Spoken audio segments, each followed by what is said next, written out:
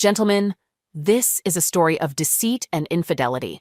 All those who cheat should remember that their dishonesty will eventually come to light, and they will face consequences. I got married when I was 23, and she was 21. We met in college during my junior year, and our connection quickly grew. It was clear from the start that we were meant to be together, so we decided to get married. After she graduated, I found a job near my hometown where I grew up. My parents ran a farm there, employing 8 full-time workers and 45 seasonal laborers. Both my brother and I were involved in the farm's operations while growing up. Let's call my brother Bill for reference. Bill, who is 3 years younger than me, opted not to pursue higher education and worked as a laborer on the farm for years, despite our father's attempts to give him managerial roles. He preferred being a farm laborer, doing his job diligently and receiving his wages. That's what he dedicated his life to until he tragically passed away from cancer earlier this year. The farm covers nearly 700 acres and includes 3 houses. My parents live in the main house, tucked away from the main road, which also serves as the farm office. My brother lived in a charming carriage house at the junction of the driveway and the main road. Meanwhile, my wife, children, and I live in a farmhouse about 3/4 of a mile from my parents and brother. To expand the farm and protect the farmhouse, my parents acquired the neighboring property through the Family Farm Corporation. As a result, all 3 homes are now owned by the corporation, and my brother and I lived there rent-free, which was quite advantageous. While my parents hold officer positions in the company, they structured it so that my brother and I would inherit the farm when they pass away. According to the arrangement, Bill is entitled to 45%, while I receive 55% of the inheritance. Due to my active role in managing the farm alongside my regular job, I was given controlling interest. Even though I didn't receive extra pay for this work, my family and I enjoyed the perk of living on the property without paying rent, with the understanding that I would eventually become the majority owner. This arrangement created a wonderful family atmosphere, and we all cherished our time living there. In terms of my children, my oldest is a 21-year-old girl, followed by a 20-year-old boy. We also have a 17-year-old boy, and our youngest is a 15-year-old girl. Life was truly wonderful for all of us. My marriage with Connie was filled with happiness and love. Our children were remarkable, my job was thriving, and the family farm was flourishing. With this background in mind, you can truly grasp the overall picture. Now let me delve into the matter that prompted me to share this post. Approximately 3 years ago, my brother received the devastating news of being diagnosed with cancer. Unfortunately, he had always struggled with prioritizing his own well-being and only sought medical intervention when his symptoms became unbearable. Regrettably, by the time his cancer was detected, it had already spread to various parts of his body. Enduring a tough journey, he underwent grueling chemotherapy and radiation treatments that significantly impacted his overall health. Despite the toll it took on him, he bravely continued with his work commitments. Earlier this year, we experienced the profound loss of Bill, and it was an incredibly emotional period for our entire family, particularly for me. Bill held me in high regard as his role model, and I was there to help him through the challenges he faced in life. One major obstacle he tackled with my support was his battle against alcoholism, which he successfully overcame 4 years before his passing. Additionally, he grappled with significant tax issues that needed attention and resolution. I played a crucial part in helping him navigate these challenges, since he often struggled with even the simplest tasks life threw at him. As a result, our bond grew exceptionally strong, and we became very close. My wife and children also had a deep affection for him. Even though they affectionately called him Crazy Uncle Bill, it's important to note that Bill wasn't unintelligent or lazy. Instead, he lacked the motivation and ambition to improve his life and circumstances. Over the years, Bill had several relationships with different girlfriends, but none of them lasted. Many of these connections formed with women he met at bars, often resulting in short-lived romances. However, there was one instance when he dated a genuinely kind-hearted woman, and I had genuine hopes for their future together. Unfortunately, his drinking habits eventually led her to leave him. My parents wholeheartedly accepted Bill, loving him unconditionally just as they loved me. As per his will, Bill appointed me as the executor of his estate, giving me the responsibility of managing the distribution of his assets. His estate included various possessions, like a life insurance policy, a modest checking account, and personal items such as his motorcycle and truck. After his funeral about 2 weeks later, I found myself at his home, handling financial matters and going through the extensive paperwork he had on his kitchen table. While organizing the paperwork, I came across a statement from a bank located outside our town. To my surprise, the account held an impressive balance of over $70,000. However, what truly startled me were the names listed on the statement. The account was in Bill's name, but my youngest son, whom I'll call Joe, was named as the beneficiary with the acronym POD, which stands for Payable on Death. As I went through the details, I felt confused. I couldn't help but wonder why my brother had chosen to set up the account this way. What was the reason behind designating Joe as the sole beneficiary when he didn't have a closer bond with Joe compared to my other children? In fact, if anything, Bill had a stronger connection with my other kids rather than Joe. My mind raced, trying to find answers, but I realized I couldn't come up with a logical explanation. After making this astonishing discovery, my initial thought was to inform my wife and parents, but I decided to hold off on sharing the news for now. The next day, I went to the bank, taking advantage of my role as the executor to gather more information. I learned that Bill had opened the money market account just a month after Joe was born and consistently made contributions to it every 2 weeks. As I pieced together these facts, I couldn't help but focus on the undeniable connection between Bill and Joe, which troubled and concerned me deeply. Thoughts about the possibility of an affair between Bill and Connie, and whether Joe might be Bill's son, consumed my mind relentlessly. These thoughts left me in a state of anxiety and obsession. That night, consumed by these thoughts, I returned to Bill's house. I was determined to find any clues that could provide answers. Hours passed as I meticulously searched through every file and document in the house. Finally, I came across something that would change my life forever. Flipping it over, my world shattered as I found 2 old photos of my wife. In one, she was topless, and in the other, she stood holding a beer, completely naked. Shockingly, both pictures were taken in Bill's bedroom. Overwhelmed by a mix of devastation, anger, and confusion, I remained at Bill's house for several more hours that night, shifting between tearful despair and seething anger. Connie eventually called, asking about my whereabouts, which prompted me to return home. At that point, I decided not to directly address her, as I needed time to think about my next steps. I even briefly considered ignoring what I had found, but that idea was quickly dismissed. How could I even think of such a thing? Those photos were from years ago, and my brother was no longer alive. I couldn't keep this to myself. So, I made the choice to tell my parents about what I had discovered, and I followed through on that decision. The following day, I took some time off in the afternoon and met with them at the farm office.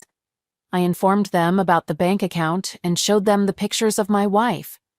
It was crucial to lay out all the evidence. My parents were completely bewildered when they saw the proof, and they couldn't believe their eyes.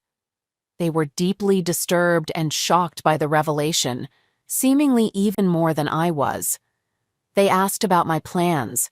I told them I intended to confront Connie and, if the allegations were true, begin divorce proceedings. While they understood my choice, my mother advised me to give Connie a chance to explain herself and to carefully think through my actions before proceeding. After our dinner, I went with Connie to Bill's house, saying I needed her help with cleaning and organizing. Once inside, I guided her to a seat and gently told her we needed to discuss something important. I handed her a packet containing the bank statement and pictures of her. I gave her the bank statement first. She looked at it and was surprised by the significant amount of money Bill had saved. I asked her if she noticed anything unusual on the statement, but she didn't, only mentioning the impressive sum. I then asked her to read the statement aloud from the top. She read the bank's name and address, followed by Bill's name. As she continued, her voice trailed off as she read the words, payable on death to Joe, our last name. She looked at me with a shocked expression, realizing she had been caught. She wondered aloud why Bill did this. I asked if there was something she needed to confess. She initially shook her head vigorously, but I pressed her, asking again if she was absolutely sure. Reluctantly, she confirmed her previous statement. With a sigh, I took out the photographs and placed them in her trembling hands. Her body froze instantly, and tears started streaming down her face uncontrollably. She pleaded to explain herself, her voice choked with emotion. I told her to tell me her side of the story. She was so nervous that she rushed to the bathroom, where I heard her vomiting. 15 minutes later, she came out and confessed to her involvement with Bill 18 years ago. She admitted that having the affair was a foolish and selfish choice, emphasizing that it lasted only a few weeks. Connie claimed she realized the mistake quickly and ended it. She assured me that since then she had kept her distance from Bill and only interacted with him when other family members were present. I asked if Joe was Bill's biological son. She confidently said, "No, he is undoubtedly yours." I asked how she could be so sure. She insisted Joe was mine, even if not biologically, because I had raised him. Her statements seemed contradictory, leaving me a bit confused. I then made it clear that our conversation was about her relationship with Bill, not my relationship with Joe.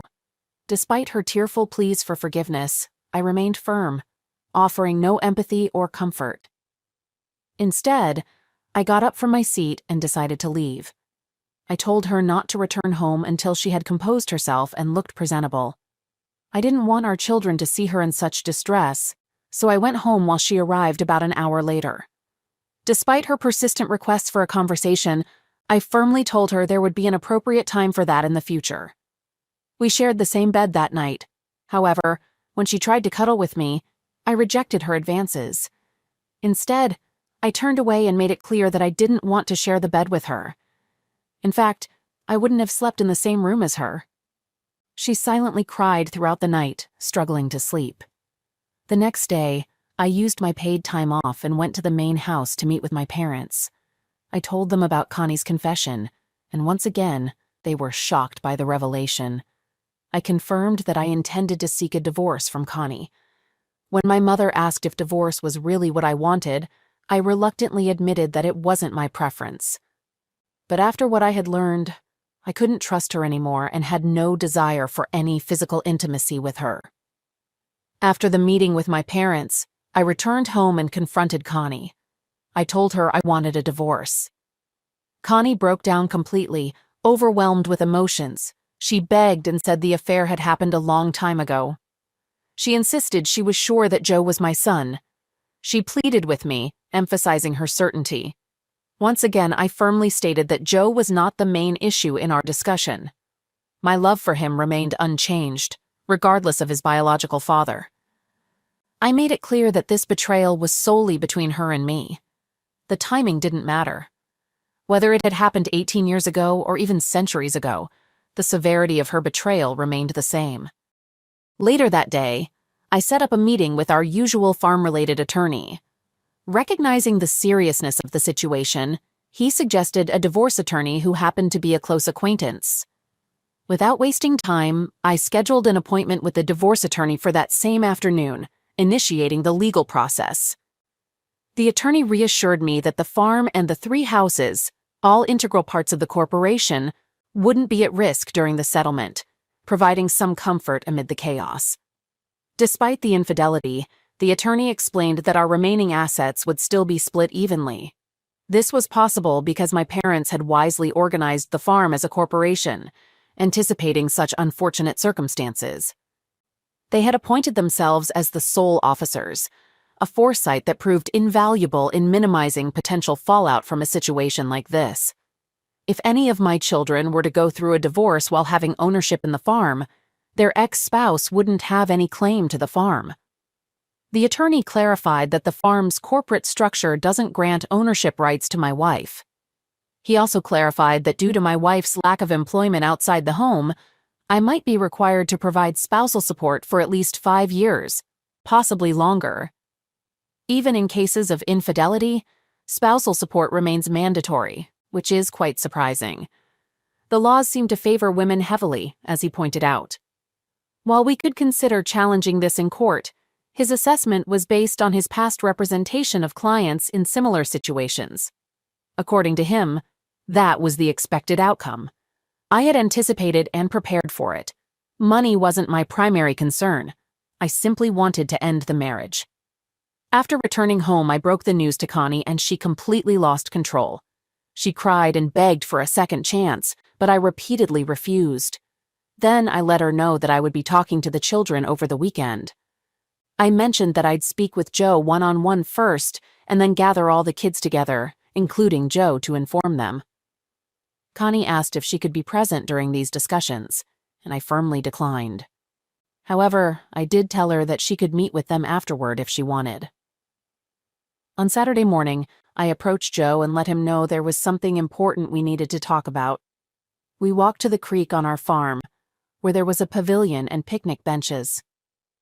In that peaceful setting, I shared the news with him. As expected, he was devastated and filled with worry. In his distress, he asked me if I would still love him if he wasn't my biological son. I reassured him, letting him know that my love for him would remain strong, no matter his biological ties. I firmly told him not to dwell on it, emphasizing that it wouldn't change my relationship with him or with any of his siblings. I made it clear that this was an issue between his mother and me, and he and his siblings were not at fault. I went on to explain that I would be divorcing his mother, emphasizing that it was solely because of her affair with Uncle Bill and had nothing to do with him or his actions. We spent a couple of hours sitting and talking. I let him know that the next step would be to gather his siblings and have a conversation with them. Sensing his need for some time to prepare, he requested it, and I agreed without hesitation. I assured him he could take all the time he needed to feel comfortable with the situation. Back at the house, we kept up appearances of normalcy. Though my wife's behavior had noticeably changed, the children didn't seem to notice as we spent most of the afternoon relaxing by the pool. We played games like cornhole and tossed the frisbee, creating the illusion of a typical summer weekend for our family. However, beneath the surface, a dark secret hung over us, waiting to be revealed. After dinner, Joe approached me and expressed his readiness to talk to his siblings. Unfortunately, they all had plans with their friends that evening, so we decided to postpone the discussion until the following morning. The next day, we all woke up early, had breakfast together, and attended Sunday services as a united family. As was our usual routine, when we returned home from church, I gathered the kids and let them know I needed to talk to them privately.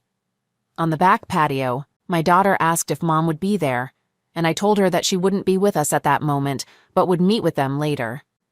This immediately made the kids uneasy. With a heavy heart, I shared the news with them, and it was tough to witness their reactions. As expected, they first seemed disbelieving, then became angry, and eventually sadness settled in. I then explained my intention to divorce their mother, and tears welled up in their eyes. We had a lengthy conversation, going into detail about the situation, and eventually, they came to understand and accept my decision. My daughter, overwhelmed by emotions, expressed her strong dislike for her mother and her desire to cut ties with her. I reminded each of them that they're young adults and have the freedom to handle the situation in their own way. However, I advised them to consider their mother's perspective and not rush into decisions based solely on this one incident. Instead, I encouraged them to think carefully and remember all the positive moments they've had with her, because she's still their loving mother. After they learned about the situation, they all acknowledged that their relationship with their mother had been good, but they were understandably upset, and none of them immediately wanted to meet with her. To seek clarity, I proposed doing DNA tests for each of them. I made it clear that their mother had admitted to a brief involvement with Uncle Bill, but I intended to have the tests for my own peace of mind and to uncover the truth and address any doubts. I assured them that no matter the outcome of the DNA tests, whether they were biologically mine or not, my love for them would remain unchanged because they were legally my children. Later that evening, their mother joined them in the dining room for a highly emotional conversation. Although I wasn't in the room, I overheard fragments of their discussion. Ultimately, the children expressed their love for their mother. However, their perception of her had been forever altered, and it seemed unlikely that they would ever fully forgive her for what she had done to me and our family. This news was devastating for my wife, even though it was the consequence she deserved. After that night, she slept in the guest room until our divorce was finalized, a process that took almost 8 long months. Throughout this time, she pleaded with me daily to reconsider and attend marriage counseling, but I remained firm in my decision. 3 months after our divorce, we received an unexpected offer from a developer interested in buying the house where my family and I lived, as well as the adjacent 80 acres of land. The monetary value offered was substantial, leading my parents and me to make a practical business decision and accept the offer. Consequently, my wife, our 2 youngest children, and I relocated 60 days later. It was during this time that my wife found a 3-bedroom apartment in town to move into. The harsh reality hit her deeply during this period, causing her to fall into a severe depression that required multiple medications for treatment. As a result, I temporarily moved back into my parents' home. During this time, I decided to pursue my long-held dream of constructing my own home on the farmland. The opportunity arose, allowing me to bring my vision to life. Collaborating with an architect, we designed a beautiful mid-size log cabin with 3 bedrooms. After its completion, I now live in this dream house with my 2 youngest children. They also spend a few nights each week with their mother. While my ex-wife continues to grapple with her depression, there are some signs of improvement. She expresses a desire to reconcile, but I have no interest in rekindling our relationship. Nevertheless, I treat her with respect and empathy.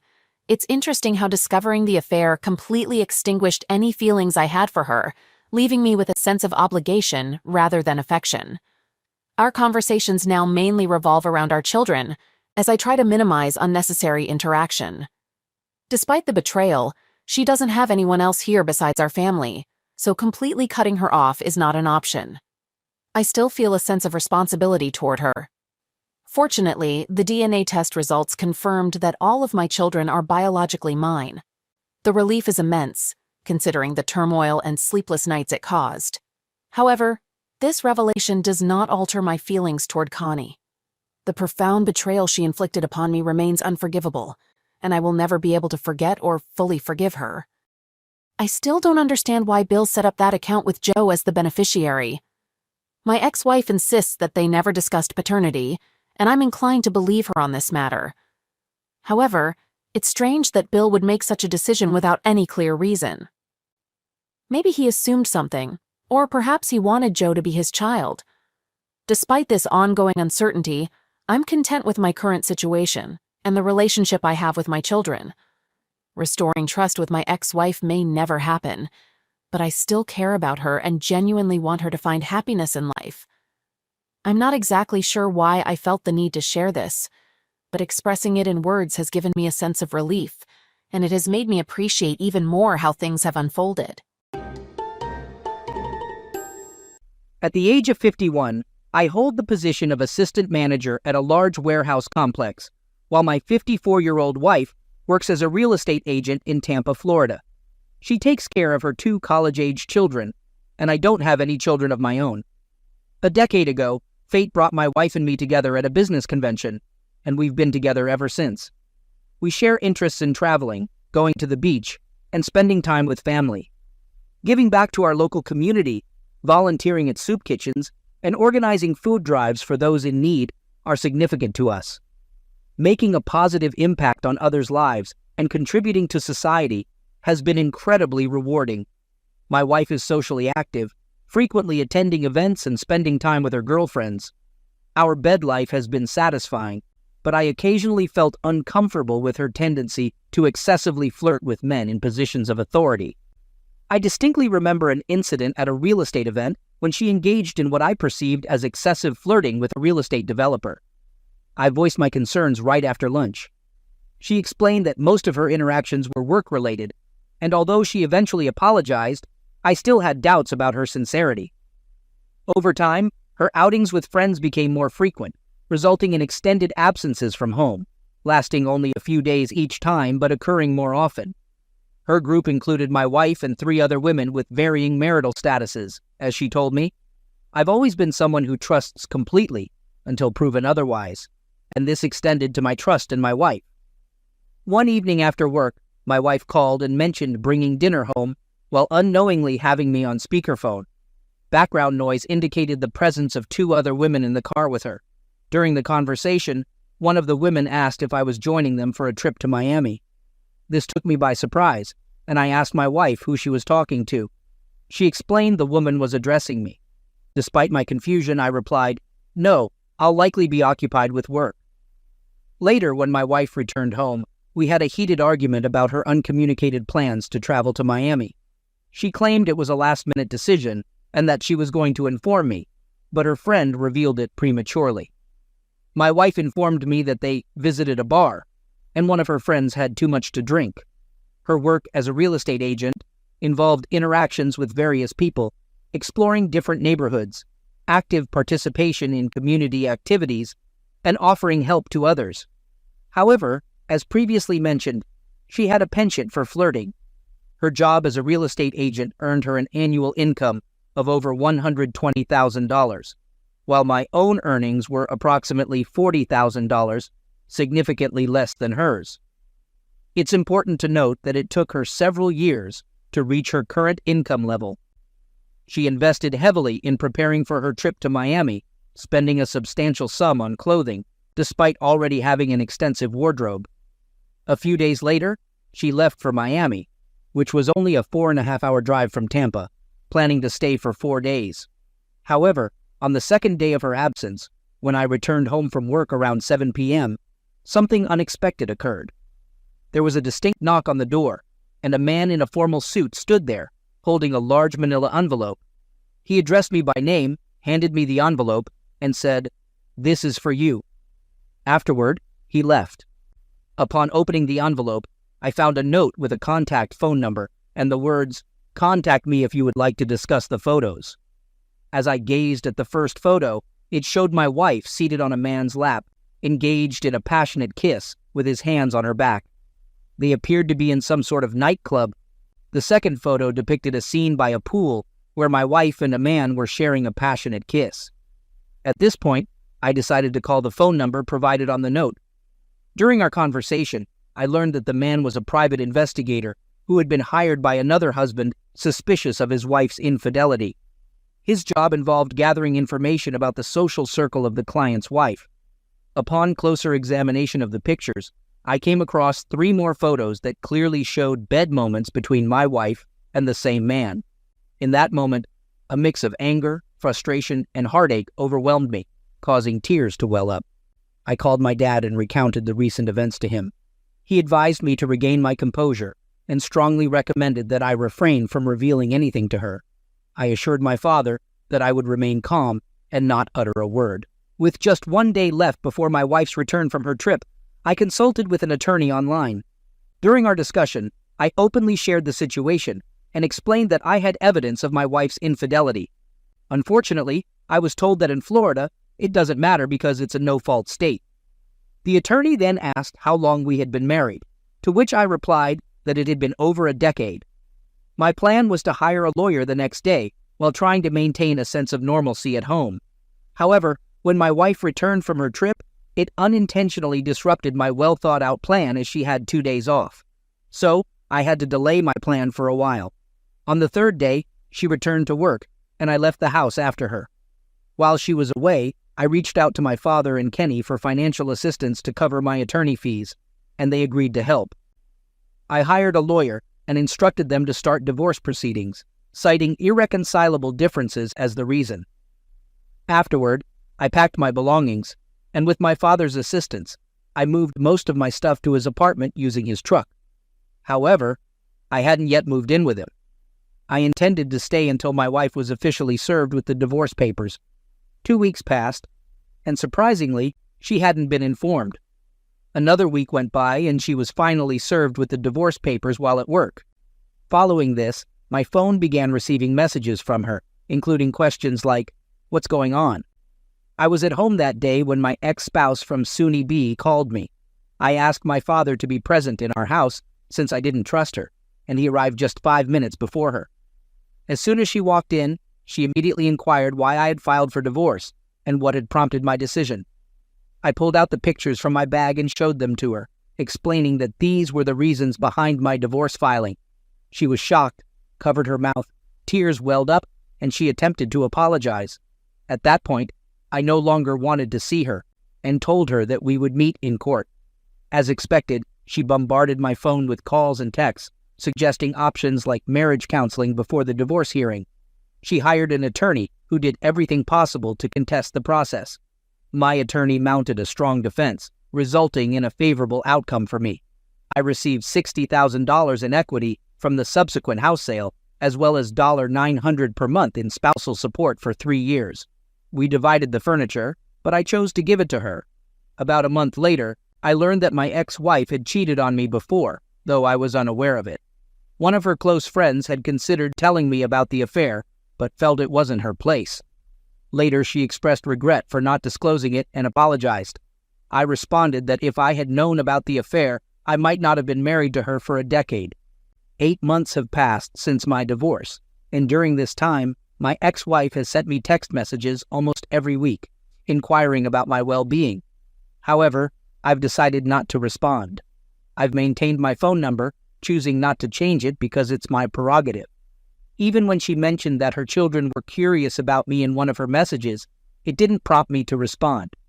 The pain from this situation lingers, but I'm fortunate to have supportive friends who avoid discussing that tumultuous period. I'm on a healing journey and have recently started therapy sessions. Despite the heartache, I'm confident that I'll be okay in the end.